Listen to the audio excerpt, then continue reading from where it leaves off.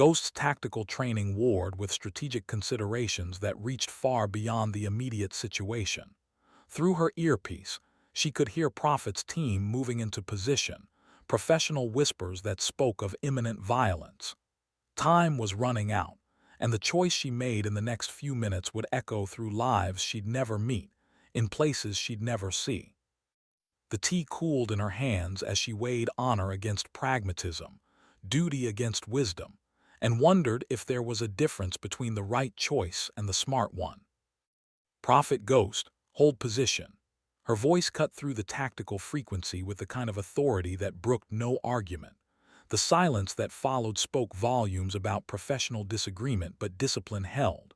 Ghost could imagine the SEAL team leader's expression, the calculations running through his mind as he tried to understand why his mission commander was negotiating with the target. "Ma'am, we have clear shots on multiple hostiles. We can end this." The temptation was strong, the clean simplicity of violence appealing after hours of moral complexity. But Ghost had seen enough wars to understand that ending one problem often created three more, each one bloodier than the last. "Stand by, Prophet. There may be another way." Volkov's smile carried approval, recognition of someone who'd learned to think beyond the immediate tactical situation. But Ghost wasn't doing this for his approval. She was doing it for the villages that the mop squeaked against the concrete floor as Lieutenant Commander Zara Ghost Nikolaev worked the suds between the rifle racks. Steam rose from the industrial bucket beside her, carrying the sharp scent of disinfectant through the armory's fluorescent haze. Her flight suit hung loose around her shoulders, sleeves pushed up past scarred forearms that told stories she never shared. The other pilots had long since retreated to the officers' club, their laughter echoing down the corridor like distant thunder. But Ghost remained, methodically cleaning what others considered beneath them. The rifle bay of Naval Air Station Oceana held secrets in its shadows. Weapons that had seen combat, serial numbers filed away, modifications that didn't exist in any manual. Ghost knew each one intimately, not from her pilot training, but from another life entirely. Her fingers traced the worn grip of an M4 carbine, muscle memory firing synapses that made her jaw tight. The rifle had been zeroed recently. Someone had been practicing. "Ma'am." The voice cut through her concentration like a blade through silk. Ghost's hand stilled on the weapon as she turned, expecting another junior officer looking to retrieve gear after hours. Instead, she found herself face to face with a man whose very presence seemed to bend the air around him. Tall, lean, with eyes that held the kind of depth that came from staring into places most people couldn't imagine. His uniform bore no insignia save for a small trident pin that caught the light like a promise. The SEAL stepped aside with practiced deference, his boots silent against the concrete. "Lieutenant Commander." His voice carried respect that made Ghost's chest tighten with something she couldn't name. Around the base, she was the female pilot who flew cargo runs and training exercises, the one they tolerated with forced smiles and careful distance. But this stranger's eyes held recognition of something deeper, something that made her wonder what intelligence briefing had crossed his desk. "Just cleaning," she said, setting down the rifle with deliberate care. The SEAL nodded, but his gaze swept the armory with professional interest, cataloging details in a way that suggested this wasn't a coincidence. Behind him, two more figures emerged from the shadows, their movements synchronized with the kind of precision that spoke of countless hours training together. They wore civilian clothes, but Ghost recognized operators when she saw them.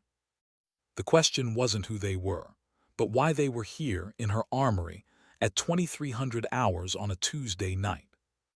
The bucket of soapy water reflected the overhead lights like a broken mirror, fragmenting their faces into pieces of a puzzle Ghost was only beginning to understand. Whatever was about to unfold would change everything.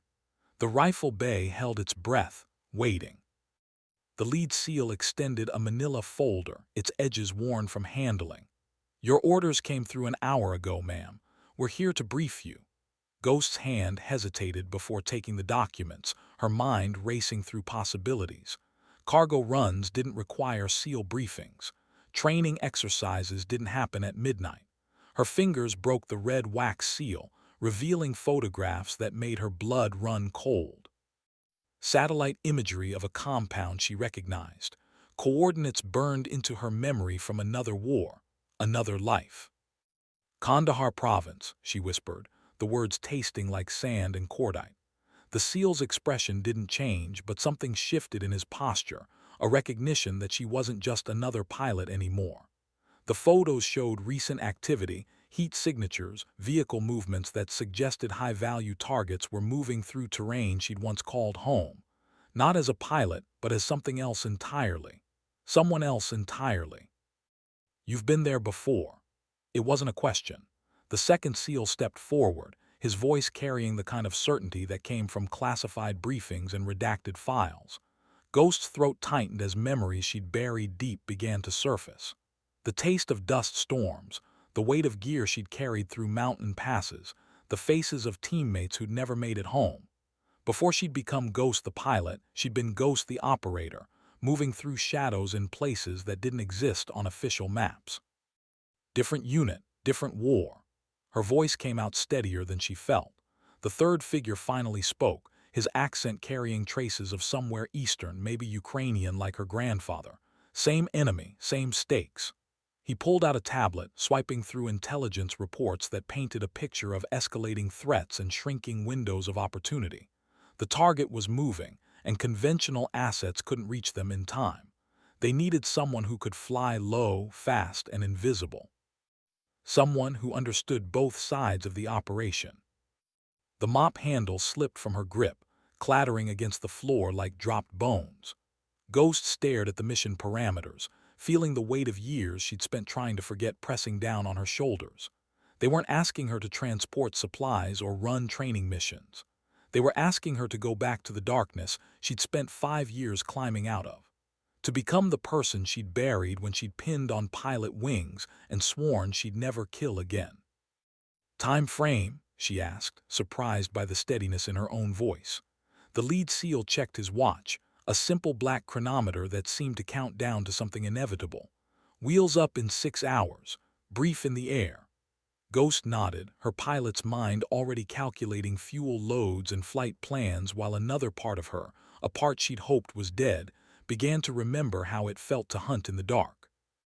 The pre-dawn darkness wrapped around Naval Air Station Oshana like a familiar shroud as Ghost walked the flight line. Her boots echoed against wet tarmac, each step bringing her closer to the aircraft that would carry her back into a world she'd sworn to leave behind. The MH-60M Black Hawk sat in the shadows between hangar lights, its rotors folded like sleeping wings. Modified beyond standard specifications, it bore no unit markings, no identifying numbers, just the kind of anonymity that suggested missions that never officially happened. Chief Warrant Officer Marcus, Viper, Kozlov stood beside the aircraft, running his hands along the airframe with the reverence of a man who understood that metal and composites were all that stood between life and death.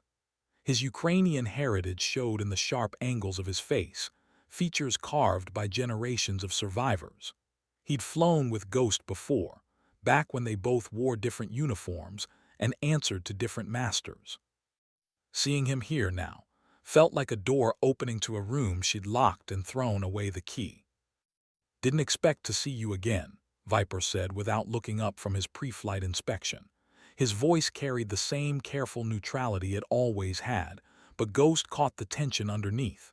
They'd parted ways badly, with words that cut deeper than shrapnel and silences that lasted longer than wars. Especially not in Officer Blues. The comment stung because it was fair. She'd traded the brotherhood of special operations for the isolation of regular military service, chosen clean hands over effective ones. "Things change," Ghost replied, though they both knew some things never did. She ran her hand along the helicopter's fuselage, feeling vibrations that spoke of hidden modifications. Additional fuel tanks, upgraded avionics, weapon systems that didn't appear in any manual. This wasn't a transport aircraft any more than she was just a pilot. "What's the real mission, Marcus?" His smile held no warmth, just the grim satisfaction of someone who'd finally been proven right about the nature of the world. Same as it always was. Kill bad people before they kill good people. Viper pulled a tablet from his flight bag, displaying satellite imagery that told a story in heat signatures and movement patterns. A high-value target was moving through terrain that would challenge conventional assets. But Ghost had operated in these mountains before, knew every ridge and valley, every cave system and smuggler's route. The intelligence community had finally admitted what she'd always known. Sometimes you needed someone who understood both the mission and the enemy. The SEALs approached through the morning gloom, their gear bags slung with the easy competence of professionals preparing for work. Ghost watched them load the aircraft, noting how they moved around each other with unconscious coordination. She'd once been part of a team like that, had trusted her life to people who understood that failure meant more than mission compromise. It meant never coming home. The rotors spun up with a whine that crescendoed into thunder, drowning out the last traces of doubt. Ghost's hands moved across the controls with muscle memory that transcended time, systems checks flowing like water through familiar channels. Viper slipped into the co-pilot's seat beside her, their shared silence speaking volumes about missions past and present. Through the headset crackle, she heard the tower's clearance, coordinates that would take them first to Ramstein, then to places that didn't exist on civilian maps. Ghost Viper, you're cleared for immediate departure, flight plan Zulu 7 Alpha. The tower's voice carried authority, but Ghost caught the undertone of curiosity. Night launches were routine, but not for aircraft that carried no official designations. As they lifted off, the base fell away beneath them, lights shrinking to pinpricks against the vast darkness. Ghost felt the familiar pull of altitude, the way the Earth curved away from problems too complex for ground-level solutions. Senior Chief Petty Officer Kane, Prophet, Donnelly's voice came through the intercom with the gravelly tone of someone who'd spent too many years breathing desert dust. "Ma'am, we're going to brief you on the package once we're airborne." The respectful formality surprised her. SEALs didn't usually defer to pilots, especially female pilots flying what looked like routine transport missions. But Prophet's tone suggested he knew more about her background than she'd hoped anyone would ever discover. The mission brief unfolded over the Atlantic, classified documents passed between crew members as the Black Hawk carved through night sky at altitudes that kept them invisible to most radar systems. The target was Dmitry, the Wolf, Volkov, a former Spetsnaz operator turned arms dealer who'd been moving weapons to terrorist cells across the region. Intelligence suggested he was planning something significant, a shipment that could change the balance of power in ways that would cost American lives. Ghost studied the photographs with professional detachment, but her hands tightened on the controls as memories surfaced unbidden. She'd encountered Volkov before, in another theater, during operations that officially never happened. He'd been younger then, still wearing Russian uniform, still believing in causes beyond profit. The man in these surveillance photos bore little resemblance to the idealistic soldier she'd once tracked through Chechen mountains, but his eyes held the same cold intelligence that had made him so dangerous. "You know him." Prophet's statement carried no surprise, just confirmation of what classified briefings had already revealed. Ghost nodded, her throat tight with implications she didn't want to explore. The mission wasn't just about stopping an arms dealer. It was about confronting a past that had shaped her into something she'd spent years trying to forget. The helicopter flew on through darkness, carrying its crew toward a reckoning that would test everything Ghost thought she'd learned about honor, duty, and the price of redemption. Ramstein Air Base materialized through morning fog like a fortress built from steel and purpose. Ghost brought the Black Hawk down with the kind of precision that spoke of thousands of hours in hostile airspace, rotors barely disturbing the German mist as they settled onto the designated pad. Ground crews moved with practiced efficiency, refueling and resupplying the aircraft while maintaining the careful blindness that surrounded operations like these. No questions asked, no records kept, no traces left for historians to discover decades later. The briefing room smelled of coffee and classified ink, walls lined with maps that showed terrain in deadly detail. Colonel Rebecca Hawk Chen stood at the head of the table, her presence commanding attention without effort. She'd earned her eagles the hard way, through combat commands that had broken lesser officers and strategic thinking that had saved American lives in places that didn't make the evening news. Her eyes held the kind of respect that Ghost hadn't seen directed at her in years. Lieutenant Commander Nikolaev. The formal address carried weight, acknowledging rank in a way that felt less like protocol and more like recognition. Ghost straightened unconsciously, feeling the familiar pull of military bearing that had shaped her spine since she was 18. Your background makes you uniquely qualified for this mission. The intelligence community has requested your specific expertise. The words hung in the air like smoke, carrying implications that made Ghost's chest tighten with something between pride and dread. The mission brief expanded beyond simple target elimination. Volkov wasn't just selling weapons. He was building networks that connected terrorist cells across 3 countries. His operation had grown sophisticated, using encrypted communications and dead drops that suggested military-level planning. Traditional surveillance had failed, conventional assets had been compromised, and time was running out. They needed someone who could think like Volkov, who understood both his tactics and his psychology. You tracked him before, Colonel Chen continued, pulling up files that Ghost hoped had been buried forever. Operation Winter Storm 2019. You spent 3 months in-country, deep cover, hunting him through terrain that killed 2 other teams. The photographs showed a younger Ghost, harder around the edges, wearing gear that marked her as something other than regular military. She'd been good at that job, maybe too good, and it had cost her pieces of herself she'd never fully recovered. Ghost's hands remained steady as she studied the current intelligence, but inside, old wounds reopened like fissures in stone. "What's changed?" she asked, though she suspected she already knew the answer. Volkov had evolved, adapted, become something more dangerous than the soldier she'd once hunted. "Everything," Colonel Chen replied. "He knows we're coming. Specifically, he knows you're coming. This isn't just a mission, Lieutenant Commander. It's a trap. And you're the only one who might be able to spring it from the inside." The flight to the operational area took 18 hours, refueling stops at bases that existed in the shadows between official acknowledgement and plausible deniability. Ghost flew most of it on autopilot, her mind cycling through memories and tactical considerations in equal measure. The terrain ahead was unforgiving, mountains that had broken armies and swallowed civilizations, valleys where empires came to die. She'd learned to read that landscape like scripture, understanding its moods and dangers with the intimacy of someone who'd bled into its soil. Viper maintained professional silence for most of the journey, but as they crossed into the operational theater, he finally spoke. "You don't have to do this." His voice carried the weight of shared history, operations that had bonded them in ways that transcended rank or regulation. "We could abort, say the weather turned, buy some time to find another approach." Ghost appreciated the offer, even as she knew she couldn't accept it. Some debts could only be paid in person. Some ghosts could only be laid to rest by the people who'd created them. "He's expecting me," she replied, adjusting course to follow a valley that would mask their approach from radar systems.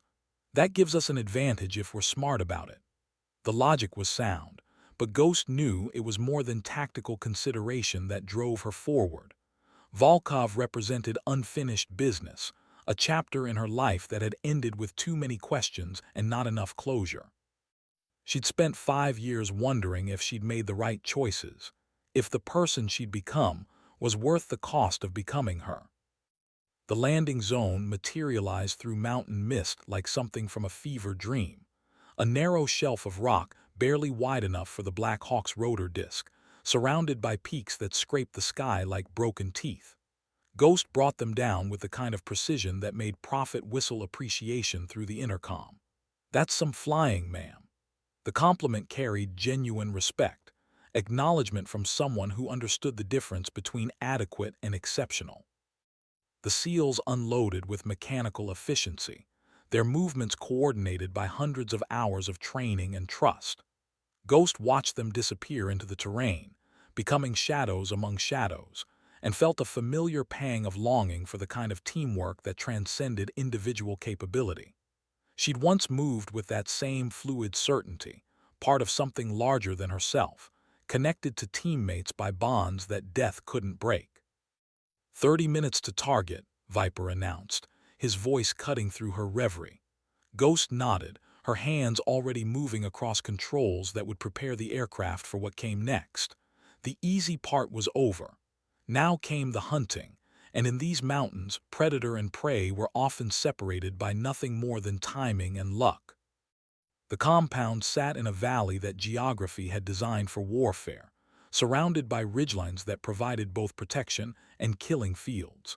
Ghost circled at a distance that kept them beyond the range of shoulder-fired missiles, studying the target through enhanced optics that turned darkness into detailed imagery. The intelligence photographs hadn't captured the full scope of Volkov's operation. This wasn't just an arms cache. It was a fortress built from paranoia and experience, designed by someone who understood how special operations forces thought and moved. Ghost Prophet, we've got movement on the North Ridge. The SEAL's voice carried the controlled tension of someone who'd spotted trouble. Through her scope, Ghost could see figures moving with tactical precision, positioning themselves along routes that would provide overlapping fields of fire. Volkov had indeed been expecting them, and he'd prepared accordingly. Count 12, possibly more in covered positions. They're not amateurs. The tactical situation crystallized with uncomfortable clarity. The direct approach would cost lives, probably more than the mission could justify. But Ghost could see another option, one that required her to become someone she'd hoped never to be again. Prophet Ghost, I'm going in alone. Ground team holds position until my signal. The silence that followed spoke volumes about the professional opinion of her decision. But Ghost's mind was already committed to the course of action that tactical doctrine would label suicidal. Ma'am, respectfully, that's not the plan. Prophet's objection carried the weight of someone who'd seen too many good people die from improvised heroics, but Ghost understood something about Volkov that briefings couldn't convey. He was a soldier, shaped by codes of honor that transcended nationality or allegiance. He wouldn't kill her immediately. His pride would demand conversation first. That window of dialogue might be enough to complete the mission without American casualties. It's the only plan that works, Ghost replied, her voice carrying certainty she didn't entirely feel. She began her descent toward the compound. The Black Hawks approached deliberately noisy, announcing her presence with the kind of arrogance that would appeal to Volkov's sense of dramatic confrontation. Through the intercom, she could hear Prophet coordinating with his team, positioning them for contingencies that everyone hoped wouldn't be necessary. The landing zone was a courtyard surrounded by buildings that provided excellent defensive positions. Ghost set the helicopter down with theatrical precision, rotors still turning, engines spooled for immediate departure.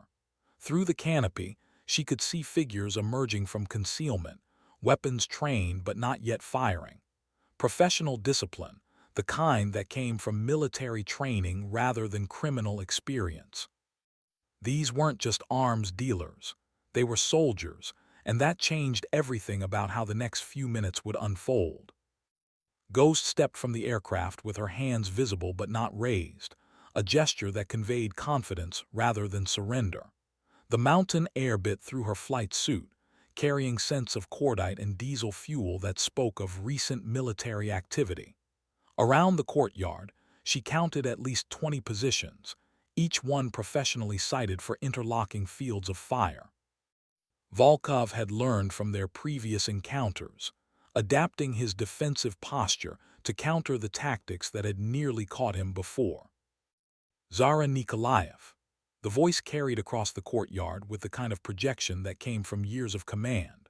Volkov emerged from the central building, his appearance changed by time and circumstance, but his bearing unmistakably military.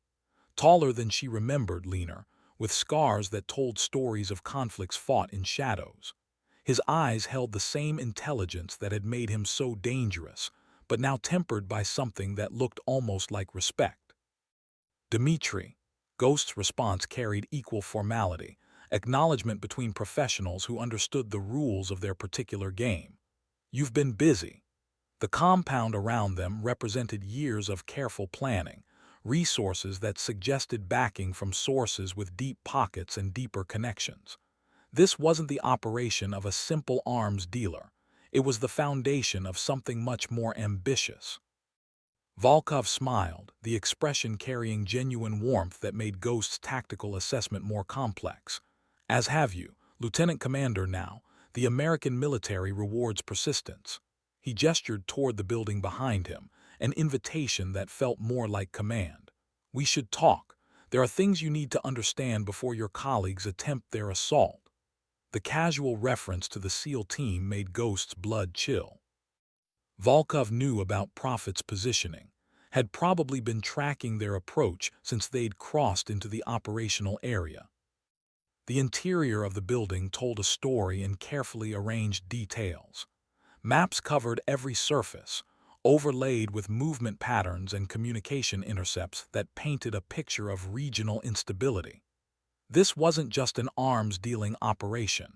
It was an intelligence hub, coordinating activities across multiple countries.